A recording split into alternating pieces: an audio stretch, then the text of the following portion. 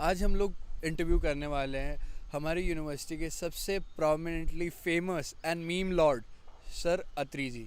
Arun sir Shaheed Bhagat Singh college के morning and evening batch के principal हैं और हमारी यूनिवर्सिटी में लास्ट ईयर दिसंबर के अंदर जो भी एग्ज़ाम सेमेस्टर एंड डिटेनमेंट का इशू हुआ, स्टूडेंट्स कहते हैं कि सर की वजह से एक वेव शुरू हो गई जिसमें 10,000 से लेके 15,000 बच्चे डिटेन कर दिए गए। तो हम लोग आज सर का पर्सपेक्टिव जानेंगे कि एज अ प्रिंसिपल उनकी क्या रिस्पॉन्सिबिलिटीज़ हैं टुवर्ड्स स्टूडेंट्स एंड स्टूडेंट्स का क्या पर्सपेक्टिव है उनके लिए, वो हम उनको रिप्रेजेंट करेंगे।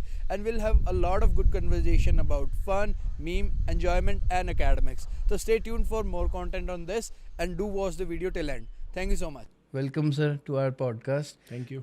एंड सर, स्टूडेंट्स शायद बाहर के, दिल्ली के बाहर के इतना ना जानते हो, बट दिल्ली यूनिवर्सिटी में सबसे ज़्यादा फेमस प्रोफेसर, प्रिंसिपल और सबसे लाइक स्टूडेंट्स जिनको पसंद भी करते हैं और थोड़ा सा वो भी है कि यार ये कैसे करवा दिया सर ने, वो सर आप हो।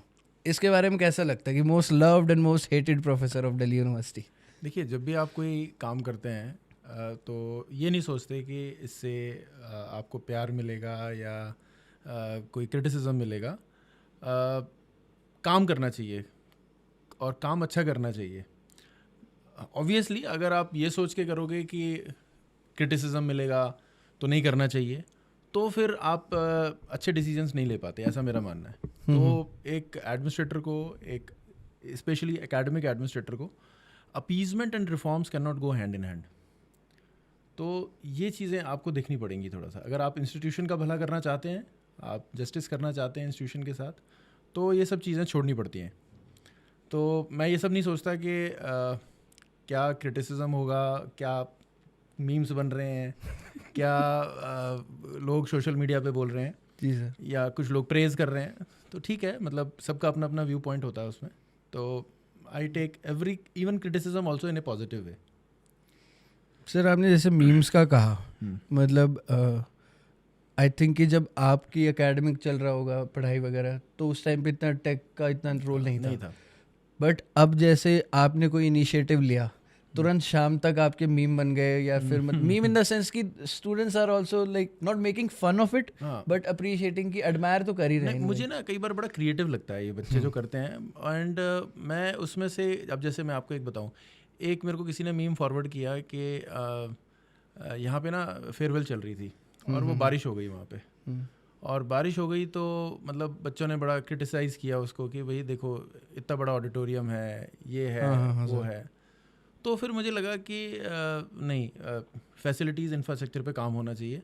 एंड देन आई डिसाइडेड कि नेक्स्ट फेयरवेल जब होगी तो by the time you will have this open auditorium kind of a thing that you can see is in under construction and may be ready in 10-15 days or so. So such criticisms, ये बच्चों के meme से ही, मतलब वो मुझे लगा कि हाँ नहीं, इस तरह का क्रिटिसिज्म अगर हो रहा है तो मुझे कंस्ट्रक्टिवली काम करना चाहिए। ठीक है, बच्चों का एक है व्यू पॉइंट, तो मैं पहले तो उसको क्रिएटिविटी को बड़ा मतलब अप्रिशिएट करता हूँ कि बच्चे इस तरह से क्रिएटिव हैं जो ऐसा सोचते हैं, but I take it in a positive way. But sir ऐसा ही एक मीम, और मीम तो नहीं, मतलब वीडियो को जब रीच बढ़ानी है तो थोड़ा सार्कास्टिक और फनी तो करना पड़ता है। बट स्टूडेंट्स से जब हमने इंटरेक्शन किया तो उन्होंने बताया कि कोई इवेंट हो रहा था और आप शायद यहाँ से गुजर ही रहे थे पीछे से, एंड आई नो कि आपको मैं किस बारे में बात कर रहा हूँ। अच्छा। आपने कोई गाना सुना, जो मुझे बताया उन्होंने, आपने कोई गाना सुना जो आपको नहीं लगा कि कल्चरली वो उस फेस्ट में होना चाहिए, क्योंकि वो कल्चरल फेस्ट हो रहा था, तो आप गए और आपने उसको बंद करा दिया। देखिए क्या है कि इसमें ना थोड़ा सा समझने की ज़रूरत है कि दिल्ली यूनिवर्सिटी में over a period of time हमारी क्या कल्चर बनी और क्या बनाई गई, हम क्या दिखाना चाहते हैं। ये आपने अभी कहा कि दिल्ली यूनिवर्सिटी की सबसे ब्यूटी क्या है कि यहाँ पे दिल्ली के अलावा दिल्ली के बच्चे बड़े कम होंगे और पूरे इंडिया के बच्चे आते हैं ऑब्वियसली, और वो ना अपने साथ अपनी कल्चर भी लाते हैं। जी। तो जो नेशनल इंटीग्रेशन की हम बात करते हैं, डाइवर्सिटी की बात करते हैं, तो मुझे ऐसा लगता है कि ये तो सारे जो बच्चे जो चल रहे हैं ना, मतलब जो इस तरह की डीजे हैं, उस तरह के सॉन्ग्स हैं जो चल रहे हैं, ये हमारी कल्चर रियली में कल्चर नहीं है।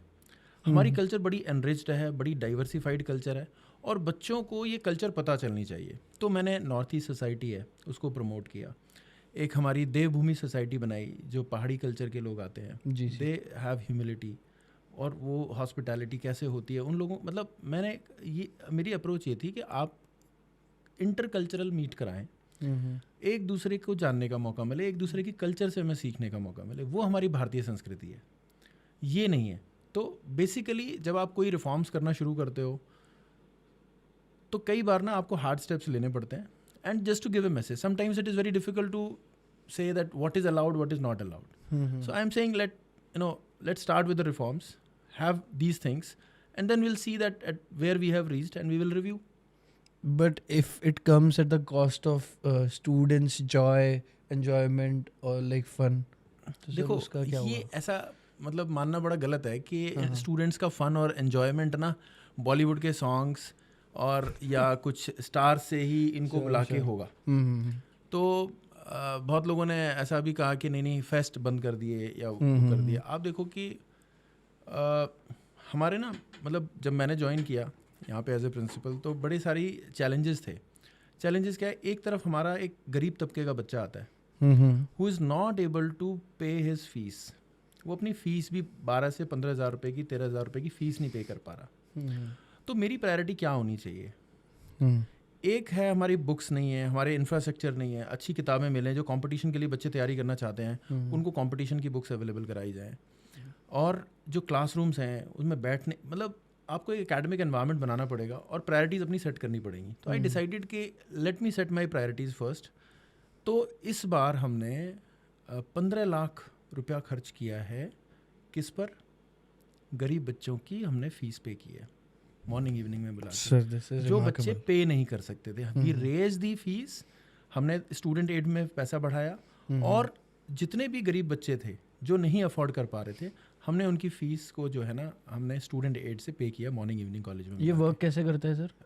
ये एक हमारे काउंसिल के कन्वीनर्स होते हैं जी सर, वो उनकी कमेटी होती है, हम एप्लीकेशंस इनवाइट करते हैं। तो बच्चे जो अप्लाई करते हैं, जो कहते हैं मुझे एड चाहिए, हम उनके इंटरव्यूज़ लेते हैं, उनके डॉक्यूमेंट्स मंगाते हैं, and then we give it. This is the highest till now that we have done. तो ये हमने प्रायोरिटी चेंज की ना, मैं 15 लाख रुपए का फेस्ट कराऊं या उन बच्चों को देखूं जो आप मिलोगे जब बच्चों से तो आपको पता चलेगा कि दे आर रियली स्ट्रगलिंग, कि वो पढ़ना चाहते हैं लेकिन उनके पास रिसोर्सेज नहीं है, उनके पास फीस पे नहीं। तो मेरी प्रायोरिटी वो है। उसके बाद मेरी प्रायोरिटी साथ में इंफ्रास्ट्रक्चर की भी है कि क्लासरूम्स में और बुक्स अवेलेबल हों, लाइब्रेरी में। मैंने स्टूडेंट्स ने मेरे पास आए नहीं, मैंने अपने आप ही लाइब्रेरी की टाइमिंग्स बढ़ा दी। 4 बजे लाइब्रेरी बंद हो जाती थी, मॉर्निंग की लाइब्रेरी। तो मैंने कहा 4 बजे क्यों बंद हो जाती है? 4 बजे क्लासरूम में बच्चा सुबह से आएगा, अगर क्लासेस में रहेगा तो लाइब्रेरी में कब जाएगा? तो I increase it to 8 PM, 8 बजे तक बच्चे पढ़ें। अभी मेरा जब इंफ्रास्ट्रक्चर रेडी हो जाएगा I will open till late night, मैं 12 बजे तक भी, क्योंकि लाइब्रेरी पढ़ने के लिए, रिसोर्सेज जो हैं वो पढ़ने के लिए हैं। सो दिल्ली यूनिवर्सिटी ने भी ये इनिशिएटिव लिया, हमारे वाइस चांसलर साहब ने भी ये लिया कि भाई सुबह 8 से 8 तक जो है ये जो क्लासरूम्स हैं, जो लैब्स हैं, जो इस तरह की चीज़ें वो खुलनी चाहिए। तो हमने उसको खोला और इवनिंग की लाइब्रेरी को हमने सुबह से शुरू कर दिया। सर ये like I am completely impressed in, बहुत मतलब एक अंदर से भी अच्छा लगता है कि what should be done is being done. Yes, ये बहुत अच्छी चीज़ है। बट जब हम कैंपस में निकले थे भगत सिंह स्टूडेंट से बात करने के लिए, तो आई ऑब्वियसली अंडरस्टैंड कि मेजॉरिटी ऑफ स्टूडेंट्स को सिर्फ अपने मज़े से मतलब होता है। अगर आप उनसे पूछोगे ना तो दिल से कि ओके यार हमें तो ये कर ले, college life is about fun, college life about exploring. एक ह्यूमन नेचर है, nobody wants control, nobody wants discipline. क्योंकि डिसिप्लिन में आने में ना आपको मतलब एफर्ट्स लगते हैं, आपको बंदिश लगती है, लेकिन at the same time there are students those who appreciate it. And ये जो नंबर है ना जो डिसिप्लिन स्टूडेंट्स का, वो बड़ा है। मैं आपको बताऊं, जो ये अप्रिशिएट करते हैं वो बड़ा है। It is only handful of students जो कहते हैं कि हमें तो फेस्ट के लिए, हमें तो कॉलेज लाइफ एंजॉय करनी है, क्लासरूम्स में हमें पढ़ने को नहीं मिलता है, हम तो बाहर कॉलेज में आए हैं तो हमने तो पढ़ लिया जितना पढ़ना था, अब हम बाहर सीखेंगे। मेरे को एक ग्रुप ऐसा तक मिला सर, एंड आई गेस आप समझ ही जाओगे कि वो कैसे लाइक स्टूडेंट्स हो सकते हैं। उन्होंने ये तक कहा, मैंने उनसे पूछा कि यार इंफ्रास्ट्रक्चर में इतना काम हो रहा है, ठीक है फेस्ट नहीं हुआ या फिर कोई और चीज़ नहीं हो रही, अटेंडेंस बहुत मैंडेटरी कर दी है, वो कह रहे हमें कोई फ़र्क नहीं पड़ता, इंफ्रास्ट्रक्चर बन रहा है नहीं बन रहा है, हमें मतलब है मज़े से, फेस्ट होना चाहिए। वो आपको भारी मिले होंगे ना, वो जो बच्चे मिले होंगे भारी मिलेंगे, जो पढ़ने वाले आपको क्लासरूम में मिलेंगे या लाइब्रेरी में मिलेंगे। तो there are handful of students जो मज़े करने ही आते हैं। अब आप देखो कि over a period of time ये ट्रेंड कम हो गया। आप अपने कॉलेज की बात नहीं कर रहा मैं, ये क्योंकि हमारे प्रिंसिपल्स के ग्रुप में भी डिस्कशन हुआ ये, and you know I also said this thing कि भाई हम तो there are principals those who appreciated. तो आप ये देखो कि ये ट्रेंड जो है ना स्टार नाइट वाला जो होता है, कि इससे क्या कितना एकेडमिक ग्रोथ होती है, लाइक एक एक्सपोजर तो मिलता ही होगा। एक्सपोजर देखो सुनो, एक्सपोजर स्टार नाइट से नहीं मिलता। एक्सपोजर किससे मिलेगा? एक्सपोजर मिलेगा कल्चरल इवेंट से, जो आपकी कल्चरल सोसाइटी है, जो बच्चा खुद परफॉर्म करेगा। तो मैं ये कह रहा हूँ कि जो हमारे बच्चे हैं जो कल्चरल कोटे से एडमिशन्स लिया है, जो परफॉर्म करते हैं, तो उनको प्लेटफॉर्म दो आप परफॉर्म करने का, rather than calling A star and he is you know creating a ruckus, और पूरा बाहर के आउटसाइडर्स टूट रहे हैं, न्यूसेंस क्रिएट हो रही है, इनडिसिप्लिन क्रिएट हो रहा है, सेफ्टी कंसर्न्स आ रहे हैं, उसमें हमें एनओसीज लेनी पड़ती हैं, लाइसेंस लेने पड़ते हैं पुलिस से, अलग अलग एजेंसीज से, एंड एनी मतलब कोई भी मिस हैपनिंग होता है तो फिर then there is a problem. तो स्टूडेंट्स की सेफ्टी, गर्ल्स की सेफ्टी कंसर्न है। और एक्सपोजर जहाँ तक की बात है, तो उस बच्चे को ये एक्सपोजर सिर्फ एक गाना देख के या उससे नहीं मिल रहा है, उसको मिलेगा एक्सपोजर अगर वो खुद परफॉर्म करेगा, अगर वो कल्चरल उससे आता है तो उसको खुद, अगर कोई स्पोर्ट्समैन है उसको प्लेटफॉर्म दे रहे हो आप, उसको फैसिलिटी दे रहे हो, वो परफॉर्म करे। अब मैं आने के बाद देखिए, जितने बच्चे आप कल्चरल वाले बच्चों से मिलो, आप स्पोर्ट्स वाले बच्चों से मिलो, वो आपको बताएंगे कि एक साल में उनको क्या एड इंक्रीज हुई है नहीं हुई है। जब वो किसी कंपटीशन में पार्टिसिपेट करने जाते हैं, उनको पहले पैसे नहीं दिए जाते थे, अब उनका ट्रैवलिंग का खर्चा हम उठाते हैं आधा। हम स्पोर्ट्स के बच्चे जाते हैं, अगर वो बाहर कहीं इवेंट में जा रहे हैं तो हम उसका पहले एक भी पैसा नहीं दिया जाता था, अब हम उनका 50% हम शेयर करते हैं, हम उठाते हैं, कॉलेज उठाता है। तो हमने अपनी प्रायोरिटीज़ चेंज की हैं। अभी हमने एक नया कॉन्सेप्ट शुरू किया है, जिसको हमने विद्यार्थी संपर्क सभा का नाम दिया है, स्टूडेंट कनेक्ट मीटिंग्स। उसमें हम क्या करते हैं कि सारे क्लास रिप्रेजेंटेटिव्स, सारे TICs, सारे एडमिनिस्ट्रेशन स्टाफ और लाइब्रेरी स्टाफ, उन सबको बुलाया जाता है। स्टूडेंट्स की प्रॉब्लम्स वहीं सुनी जाती हैं सबके सामने। कोई एडमिनिस्ट्रेशन का इशू है, उनके साथ कुछ गलत होता है, कोई टीचर का इशू है, वो सबके सामने ओपन होता है। और वहाँ पे I take it as a challenge कि जो भी वो बताते हैं, हाईलाइट करते हैं, इश्यूज़ फ्लैग करते हैं, उसको हम नोट डाउन करते हैं, और मैं बोलता हूँ कि हर महीने हम ये मीटिंग करेंगे, I will get back to you. तो उस पर हम काम करके हम अगले महीने फिर हम आएंगे, और ये इशू जो आपने किए थे, जो रेज़ किए थे, अगर वो रिड्रेस नहीं होते तो हम जिम्मेदारी फिक्स करेंगे। सर आपके हिसाब से क्या इश्यूज़ हैं स्टूडेंट्स के? देखिए, स्टूडेंट्स के कई इश्यूज़ ऐसे होते हैं जो ना, जैसे टाइम टेबल को लेके हैं, लाइब्रेरी में बुक्स के इश्यूज़ हैं कि ये बुक अवेलेबल नहीं है, या एडमिनिस्ट्रेशन के इशू हैं, जी हमारे साथ बिहेवियर सही नहीं हुआ काउंटर पे। ये तो सर हर स्टूडेंट ने मुझे यही कहा है, ठीक है, कि एडमिनिस्ट्रेशन हमें कुछ समझता ही नहीं है, मैं रूड तरीके से बात करता है हमारे तो साथ। ये आप देखो कि हमने एडमिनिस्ट्रेशन को सख्त इंस्ट्रक्शंस दे रखी हैं कि किसी भी बच्चे से किसी भी तरीके का मिसबिहेवियर नहीं, they should treat them as, भाई जैसे हम प्रोफेशनलिज्म हमारे अंदर कब आएगा, सर्विस का, सेवा का भाव कब आएगा। हमें गवर्नमेंट नौकरी मिल गई तो इसका मतलब ये थोड़ा ना है कि अब हम राजा बन गए। ये तो गवर्नमेंट सर्विस का मतलब, सर्विस लगा हुआ है नाम के आगे, कि सेवा भाव होना चाहिए। तो वो सेवा जो है इन लोगों में, मैंने इनका भी एडमिनिस्ट्रेशन स्टाफ का भी मैंने इनका ओरिएंटेशन कराया, मैंने खुद इनको लेक्चर लिए और इनको बोला कि तुम लोग अपना एटीट्यूड चेंज करो, ठीक है। बच्चा अपनी प्रॉब्लम लेके आता है तो he is not burden on you. ये लोग देखते हैं कि नहीं वो हमारे ऊपर आ गया, हमारे ऊपर चढ़ गया। अरे भाई चढ़ गया क्या है, मतलब वो क्यों चढ़ रहा है, क्यों उसकी वो फ्रस्ट्रेट हो रहा है, अंडरस्टैंड इज प्रॉब्लम ना। तो देयर इज़ अ चेंज। और देखो, एटीट्यूड ना ओवरनाइट चेंज नहीं होते, कल्चर जो है ना ओवरनाइट चेंज नहीं होती, it takes time, and we have been successful to a great extent. हम काफ़ी हद तक इसमें सक्सेसफुल हो चुके हैं, और आने वाले समय में और इम्प्रूवमेंट मिलेगी। आपको सर ये नहीं लगता स्टूडेंट्स को, जैसे मैंने आपसे पूछा कि इश्यूज़ क्या है, आपने बताया लाइब्रेरी का, टाइम टेबल का, टीचर्स का भी इशू है, टीचर हो सकता है कि टाइम शेड्यूलिंग, बट वो बहुत ही कम नंबर है। मुझे खुशी इस बात की है कि नंबर बहुत ही कम है। मतलब मैं आपको गिनती बताता हूँ, 2-4 टीचर का इशू आया होगा, अगर आया होगा तो। We have 170 teachers in the morning, 104 in the evening.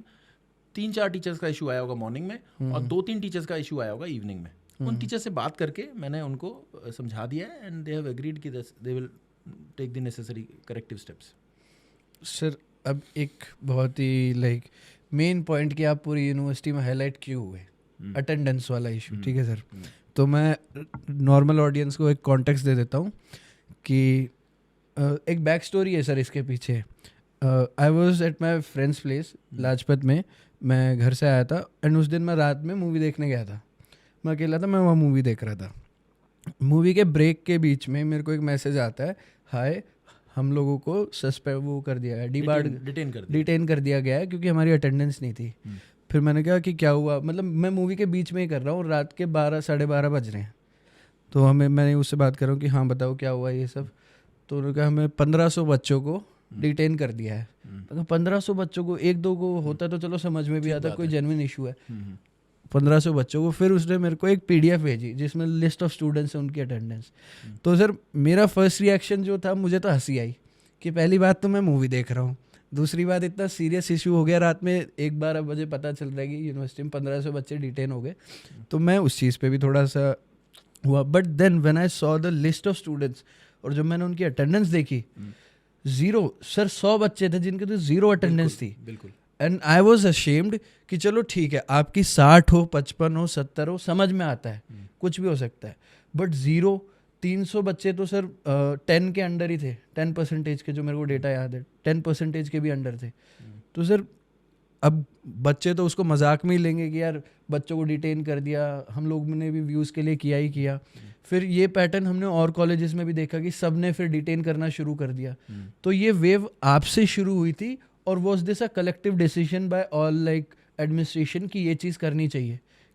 नहीं, ये एक्चुअली क्या था मैं आपको बताऊं। जैसे आपने कहा कि इतना बड़ा डिसीजन लिया 1500 बच्चों को डिटेन करना, आज तक इतिहास में दिल्ली यूनिवर्सिटी के तो पहला था ये इस तरह का कि सबसे बड़ा लेना। 4000 स्टूडेंट्स है शायद सर टोटल? नहीं, मॉर्निंग में 3600 है, इवनिंग में 3000 है। ओके, तो टोटल आपके अंडर स्टूडेंट्स 7600। ये जो मैं बताता हूँ 1397 जो है करीब, ये हमने इवनिंग में मॉर्निंग में डिटेन किए थे। और 500 के करीब नंबर था। ये 1500 आपने बताया, ये नंबर थोड़ा सा कम है एक्चुअली। ये भी कम है, इससे थोड़ा सा ज़्यादा था। लेकिन इस बार बढ़ा तो नहीं दोगे सर? नहीं, मैं बताता हूँ आपको। तो वो ग्रेडेड डिटेंशन हुआ बाद में ना। आपने बोला कि इतना बड़ा, तो जब आपको खांसी जुकाम है अगर, तो क्या करेंगे? दवाई लेंगे ना, टैबलेट लेंगे। और अगर कोई बहुत बड़ी बॉडी में प्रॉब्लम हो गई, बंद किडनी ने काम करना बंद कर दिया, तो क्या कहते हैं, मतलब मेजर सर्जरी, मेजर चेंजेस। तो ये इशू बहुत मतलब मेजर प्रॉब्लम थी। पहले जब मैं आया था तो प्रॉब्लम ये थी कि स्टूडेंट्स बोलते थे टीचर नहीं आते। टीचर्स के हमने राउंड शुरू करे, टीचर्स को मीटिंग करी कि भाई अपनी क्लासेस अपनी टाइम पे लो, ट्यूटोरियल्स अपने टाइम पे लो। उन्होंने लेना शुरू किया। फिर जब टीचर्स से मीटिंग की, उन्होंने कहा जी हम तो आते हैं, अब स्टूडेंट्स नहीं आते हैं। अब आप एक बात बताइए, एक क्लास में 60-65 बच्चे हैं। 60-65 बच्चे में अगर 15 बच्चे बैठे हैं तो 50 बच्चे, वो बच्चे जो कि एडमिशन का इंतज़ार करते रहे। देश, आप सोचिए कि हर क्लास का ये हाल है। मतलब अगर 3600 बच्चे हैं तो 3600 बच्चों में सिर्फ बच्चे कितने आ रहे हैं? 700-800 बच्चे आ रहे हैं कॉलेज में। इसका मतलब 2800 बच्चे ऐसे बच्चे हैं जो एडमिशन का इंतज़ार करते रहे और उनको ये एकेडमिक अपॉर्चुनिटी नहीं मिली। सरकार टीचर्स के पैसे दे रही है, इंफ्रास्ट्रक्चर के ऊपर पैसे खर्च कर रही है, वो पैसा वेस्ट जा रहा है। अब आप टीचर सोचिए कि टीचर तो पढ़ाने आया ना, 10 बच्चों को भी पढ़ा रहा है, 50 बच्चों को भी पढ़ा सकता था, और वो अगर उसकी क्लास में बैठे होते तो these students have denied opportunities to those students those who could have got the admission.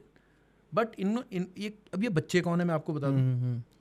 Largely बच्चे कौन थे और क्या प्रॉब्लम्स, क्योंकि मैं रात को 11-11 बजे यहाँ से घर गया हूँ और मैंने कहा हर एक की प्रॉब्लम सुनूंगा मैं। आप देखो कि 1500 बच्चे डिटेन होने के बावजूद भी एक प्रोटेस्ट नहीं हुआ। क्यों? अच्छा, जब आप ऑनेस्ट होते हो अपनी इंटेंशन में तो ईश्वर भी आपका साथ देता है, लोग भी आपका साथ देते हैं, स्टूडेंट्स ने भी दिया, टीचर्स ने भी दिया, सब आपका साथ देते हैं, यूनिवर्सिटी प्रशासन ने भी दिया, क्योंकि आपकी इंटेंशन प्योर थी, इंस्टीट्यूशन को सुधारने की थी। ये वो बच्चे हैं जो कि या तो कोचिंग कर रहे हैं, लार्जली क्या एक कल्चर थी over a period of time कि हमें एसओएल में जाने से, देखो एसओएल में करेंगे तो क्यों ना एक रेगुलर कॉलेज की डिग्री मिल जाए और कॉलेज जाने की ज़रूरत नहीं है। बिकॉज ऑफ, अब देखिए कभी मज़े लेने भी चले जाए, हाँ कभी कभी जाना होगा तो चले जाएंगे, वो भी है। तो या तो फैमिली का बिजनेस कर रहे हैं या हम कोचिंग कर रहे हैं, और कुछ है मज़े में नहीं आ रहे। कुछ ये है कि जी जब हमारे तो सीनियर्स ने बोला है अटेंडेंस का कोई पंगा ही नहीं होता तो जाने की जरूरत नहीं है, वो अथॉरिटी पे बैठे रहते हैं, वो बैठे रहते हैं वहाँ पे। And I am telling you this is not the problem of Shaheed Bhagat Singh college. If you ask they will tell you that this problem is across the colleges and we need to understand, we need to revive this culture. Change करनी पड़ेगी वो कि भाई ऐसा नहीं है। आप सरकार अगर पैसे खर्च कर रही है तो उन अपॉर्चुनिटीज़ जो एकेडमिक अपॉर्चुनिटीज़ क्रिएट हो रही हैं उनमें आपको वो फैसिलिटीज़ या तो खुद लो, नहीं तो डिनाई मत करो उनको जो राइटफुल बच्चे हैं। तो इसीलिए हमने ये फैसला लिया। आप सोचो कि जब रात को लिस्ट आई है तो मैं यहीं पे था ऑफिस में और लिस्ट बनवा रहा था कि मैंने आज लिस्ट लगवा के जाएंगे हम। तो कॉलेज ने भी काम किया रात तक, मॉर्निंग कॉलेज है 5 बजे बंद हो जाता है, हमने 11 बजे रात को लिस्ट लगाई। जब आप पिक्चर देख रहे थे तो वो लिस्ट रात में ही रात को 11 बजे लगी। श्योर। और हमने भी मेड इट ट्रांसपेरेंट। हमने एक एक बच्चे की परसेंटेज तक हमने लगाई कि ये आपकी परसेंटेज है, इसमें आपको गलती लगती है तो आप आ जाओ, आप देख लो कि अगर आपको कहीं पे लग रहा है कि आपका ऊपर बढ़ सकता है या आप हमने कोई कैलकुलेशन में गलती की है तो वो आप देख लीजिए। तो we made it very transparent और किसी के साथ फेवरेटिज्म का हमने वो नहीं किया। जो बच्चे स्पोर्ट्स वाले थे, जो कल्चर वाले थे, उनको हमने फिर जो उनको बेनिफिट देना चाहिए था as per the ordinance of university of Delhi we did it. उनको कितना मिलता है सर? एक्चुअली क्या, जो मेडिकल वाले जो हैं, जो जिनका मेडिकल पीरियड है, उनको 1/3 का बेनिफिट भी दिया जाता है। मतलब मान लीजिए कि आप 60 लेक्चर्स हैं आपके और 60 में अगर वो 25 दिन नहीं आया, 25 लेक्चर्स में नहीं आया तो 60 का 1/3 होता है 20। तो 20 जो है वो डिनोमिनेटर से माइनस हो जाएगा, 60 में से माइनस हो जाएगा, तो 40 में से उसकी परसेंटेज कैलकुलेट हो जाएगी जितने भी वो रिमेनिंग लेक्चर्स हैं। बाकी जो हैं कल्चरल है या वो है आपका डांस सोसाइटी जो भी है, या उन्होंने और कोई कंप्लेन event में जो करी करते सर, हैं, मैंने पर्सनली वो- बात करी उनसे। हाँ, तो उन्होंने कहा कि हमें मतलब ऐसा बोल दिया गया कि आपको अगर ये करना है आप करो, अटेंडेंस नहीं मिलेगी। उन्होंने मेरे को एग्जैक्ट ये चीज़ बोली। नहीं, मैं बताता हूँ। उनको वो अटेंडेंस जो है वो कन्वीनर लेगा और वो जैसे मान लीजिए किसी इवेंट में जा रहे हैं तो कॉलेज को रिप्रेजेंट कर रहे हैं ना, तो कॉलेज को जिम्मेदारी लेनी चाहिए। तो वो अटेंडेंस हम एज इट इज़ ऐड करेंगे डिनोमिनेटर में, उसमें कोई 1/3 वाला नहीं है, वो एज इट इज़ ऐड करेंगे। आपकी जिससे बात हुई होगी उसको पूरी इन्फॉर्मेशन नहीं पता होगी। नहीं, मैं मतलब जो सोसाइटीज़ प्रैक्टिस कर रही थी उन्हीं से बात करी सबसे। तो सर इवेंट तो सर साल में जैसे अगर 6 महीने है, 6 महीने से मान लो 15 दिन होता है, इवन प्रैक्टिस में भी पर कह रहे हैं। प्रैक्टिस तो वो Practice लगातार में भी करते हम रहेंगे। प्रैक्टिस में भी देंगे, हम प्रैक्टिस में भी देंगे। ऑब्वियसली प्रैक्टिस तो करेगा ना बच्चा, हाँ। तो प्रैक्टिस में भी देंगे। उनको ये बोल रखा है कि आप प्रैक्टिस करिए, हाँ। लेकिन ऐसा तो है नहीं कि सुबह 8 बजे से रात के 8 बजे तक प्रैक्टिस। वो ये करते हैं, गलत करते हैं ना, ठीक है। तो भाई सैटरडे संडे आप, मैं तो सारी खोल दिया है, संडे जो फैसिलिटीज़ है संडे को भी खुलेंगी। ऐसा तो नहीं हो सकता कि बिल्कुल ही 100% आप क्लास में नहीं जाएंगे, कभी नहीं होता है ऐसा। आपका कोई इवेंट आ गया है तब मैं मानता हूँ कि आप एक भी दिन क्लास अटेंड नहीं करेंगे, लेकिन पूरे साल तो ऐसा नहीं हो सकता कि बच्चा एक भी दिन क्लास में ना जाए। तो वो इनको देखना पड़ेगा। Definitely sir. ये तो मतलब हम भी जब हमारे डेज थे कॉलेज के तो ऐसा तक बोलते थे कि सुबह 8 बजे ये लोग डांस शुरू करते थे और 7-6 बजे तक करते ही रहते थे। तो हम भी सोचते यार कि इतना डांस तो अच्छा, कौन ही इनको करता ना है। हमने बार बार नोटिस भी दिए कि भाई आप रेगुलर हो जाओ अपने यार। तो पता है क्या था, जो मेरे को फीडबैक मिलता था कि अरे 1000-1200 बच्चे होंगे, इतने बच्चे थोड़ी डिटेन हो जाएंगे, कैसे हो जाएंगे। So then there was a message that and even I can detain 2000। मेरे को मैंने बोला भी था, मैंने कहा अगर 2000 बच्चे 3000 बच्चे भी डिटेन करने पड़ेंगे, पूरा कॉलेज डिटेन कर दूंगा मैं एक बार, अगर। But I need to change this culture. ये सिस्टम ऐसे नहीं चलेगा कि टीचर्स घर बैठ के सैलरी लेंगे, बच्चे अपने घर बैठ के डिग्री लेंगे। इतना सारा इंस्टीट्यूशंस हैं, ये एकेडमिक इंस्टीट्यूशंस हैं, किस लिए हैं? नॉलेज डिसमिनेशन के लिए तो हैं। We have hired best of the best teachers in Delhi university, I can tell you. मतलब मैं ये नहीं कह रहा कि किसी दूसरे कॉलेज के, मैं अपने कॉलेज के बता सकता हूँ कि हमारे पास सबसे बेस्ट हमने टीचर्स अपॉइंट किए हैं। एंड मतलब in the times to come you will see कि अगर आप बच्चा वाकई में, अब मान लीजिए इकोनॉमिक्स ऑनर्स का कोर्स है, इकोनॉमिक्स ऑनर्स का कोर्स बड़ा फ्लैगशिप कोर्स है यूनिवर्सिटी ऑफ दिल्ली का। लंडन स्कूल ऑफ इकोनॉमिक्स में जो सिलेबस है वो यहाँ पे पढ़ाया जाता है।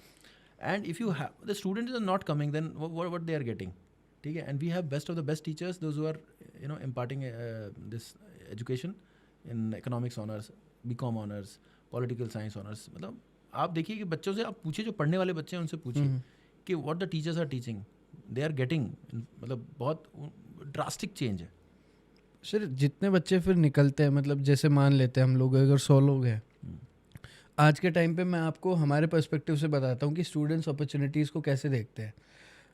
अब डिग्री को उतनी वैल्यू मिलती है, आज भी उतनी ही वैल्यू मिलती है डिग्री को जितनी पहले मिलती थी, but they also ask for something else कि आपके अंदर और कितना कैलिबर है। आप सिर्फ जैसे डिग्री तो आपको भी पता है सर कि अगर बच्चा नहीं भी आएगा तो वो लेके जा चुका है यहाँ से डिग्री, दिल्ली यूनिवर्सिटी से इकोनॉमिक्स, बीकॉम, पॉलिटिकल सबकी लेके जा चुका है। बट अब वो लोग आज जो रिक्रूटर है या फिर वो जहाँ भी अप्लाई कर रहे हैं वो मांग रहे हैं कि और क्या स्किल्स है आपके पास, और स्किल्स में फिर आपको इंटर्नशिप होनी चाहिए या फिर आपके पास कोई स्किल सेट होना वो चाहिए। सब चीज़ तो मना ही नहीं है सर स्टूडेंट्स फिर ये ऐसा भी बोल आप रहे हैं ना देखो कि कि कल ही 2 हमारे तारीख को पास थर्ड ईयर में भी अलाउंस नहीं, हमें तो जैसे आपने एक रूल निकाल दिया कि जिनकी पिछली बार इशू था दिसंबर वाले सेमेस्टर में, तो उनको नेक्स्ट सेमेस्टर में 90% करनी पड़ेगी। ये ठीक था सर। अब सर जिसका फाइनल ईयर है उसको अपना CV भी बिल्डअप करना है, उसको फिर 90% अटेंडेंस भी करनी है। अब तो देखो फ्रीडम थोड़ी सी क्या है कि मैं आपको हाँ, बताता हूँ tight हो ये गई। ये क्यों आना पड़ा उस पे। आप जब 67 यूनिवर्सिटी ऑफ, वैसे तो 75% सुप्रीम कोर्ट ने भी कह रखा है 75% होना चाहिए अटेंडेंस जो है ना, हम 67% कर रहे हैं, 66.67% कर रहे हैं, मतलब ऑलमोस्ट 1/3 आपको फ्रीडम है। श्योर। उस 1/3 को भी बच्चा अटेंड नहीं, मतलब फ्रीडम नहीं लेना चाह रहा है, वो फ्लेक्सिबिलिटी दी हुई है ना आपको, तो वो बच्चा चूज़ कर सकता है ना। 4 महीने का मतलब है कि अगर 4 महीने हैं तो 3 महीने, मतलब 1 महीने से ऊपर की वो क्लासेस मिस कर सकता है ना, बाकी तो कवर अप करेगा ना वो। एंड NEP में इट इज़ क्रेडिट्स, ट्यूटोरियल्स में भी क्रेडिट्स हैं, तो वो अर्न करने पड़ेंगे। स्टूडेंट्स नीड टू, और NEP खुद इतनी फ्लेक्सिबिलिटी देता है।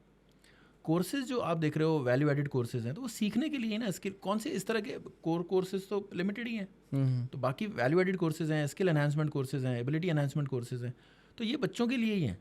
तो जब गवर्नमेंट ने ये पॉलिसी बनाई, इतनी बेहतरीन पॉलिसी बनाई है, तो बच्चों को उसका फ़ायदा मिलना चाहिए।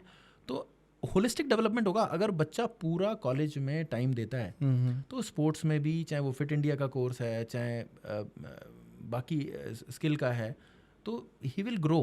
तो वो, और दूसरी बात, हम इंटर्नशिप की बात कर रहे हैं, प्लेसमेंट की बात कर रहे हैं, सारा काम चलता है। These are the things I understand कि बच्चों को ये एक्सपोजर, क्या मैंने कल्चरल सोसाइटी बंद की? नहीं।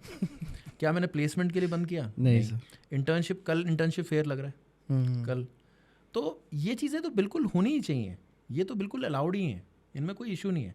सिर्फ कहाँ मना किया कि भैया जो स्टार नाइट तुम करते हो, जिसमें 14-15 लाख रुपए खर्च करते हो, वो स्टार 10 मिनट के लिए आता है, रक्कस क्रिएट करता है, ठीक है, आप वो 10 लाख रुपए 15 लाख रुपए लेके चला जाता है। उस तरफ मैं देखता हूँ कि एक बच्चा है, जो मेरे बच्चे हैं जिनको फीस पे नहीं हो पा रही है, मैं मेरी प्रायोरिटीज़ वो हैं, ठीक है। नहीं सर, कल्चर तो वो भी हो ही गया, मतलब एक तरीके से। हम जैसे हमारे जो रीजनल कल्चर्स है, हम लोग जो अपने घर से सीख के आते हैं, वो भी बहुत इंपॉर्टेंट है। वो है ना। और अगर ये जो DJ नाइट है, ये भी बहुत इंपॉर्टेंट है। बट मैं आपका पहलू समझ रहा हूँ कि यहाँ पे रिसोर्सेज इन्वेस्ट करने से अच्छा ये है कि मैं उस इम्पैक्टफुल जगह पे इन्वेस्ट करूँ जहाँ पे बच्चे का जीवन ही सुधर जाए। आउटकम, उस बच्चे का जीवन सुधरेगा तो वो आगे याद रखेगा ना कि मेरे को एकेडमिक इंस्टीट्यूशंस और एकेडमिक हेड्स जो होते हैं वो किस लिए होते हैं, वो सपोर्ट करने के लिए होते हैं। जी देखिए 80% बच्चा अपने आप कर लेता है, ठीक है, 20% बच्चे, 15% बच्चे, हैंडफुल ऑफ बच्चे मिलेंगे जिनको सपोर्ट चाहिए होता है इस तरीके का। बिल्कुल। तो we need to be responsible and we need to give support to such people, और and we have this vision, ठीक है, हम ये होलिस्टिक विजन लेके चल रहे हैं, इंक्लूसिव विजन लेके चल रहे हैं कि उन बच्चों के लिए हम एग्जिस्ट करते हैं। देखो ना, बहुत सारे बच्चे, मैंने देखा कि ये स्किल डेवलपमेंट सेंटर है हमारे यहाँ, तो जब उनसे मीटिंग की तो मैंने कहा भाई आप लोग ये बताओ क्या इसमें क्या तुम लोग कर रहे हो, तो उसमें सारे एलीट बच्चे। अब मैंने बच्चों से बात की, उन्होंने कहा कि जी हम ना इंग्लिश नहीं बोल पाते, तो हमें डर लगता है हम आगे कैसे आए, तो हम पीछे। तो वो बच्चा आता है, घर से आया, उसकी मदर क्या करती है, चार्जर बनाती है किसी फैक्ट्री में, वो बच्चा सोचो वो आता है, वो इनसे बात करने से ही डरता है, इन बच्चों से, वो आगे नहीं आना चाहता। तो मैं ऐसे बच्चों को आगे लाना चाहता हूँ कि असली में ये बच्चे हैं, ये विकास वो नहीं होगा, वो तो विकसित ऑलरेडी हैं भाई। हम विकसित भारत का सपना देख रहे हैं 2047 तक, तो हमें इनको भी मेन स्ट्रीम में लाना पड़ेगा, उन बच्चों को। और उन बच्चों से अगर आप पूछेंगे ना, उनके लिए फेस्ट इंपॉर्टेंट नहीं है, बिल्कुल नहीं है। वो तो स्ट्रगल कर रहा है, वो तो रोज़ घर में देखता है कि मेरा फादर जो है 2 स्क्वायर मील अरेंज नहीं कर पा रहा मेरे लिए, उसके लिए तो वही चैलेंज है। तो ऐसे बच्चे भी आए मेरे पास जिनको मैंने स्पेशली कंसेशन अपनी तरफ से दिया, ठीक है, and we are working on it.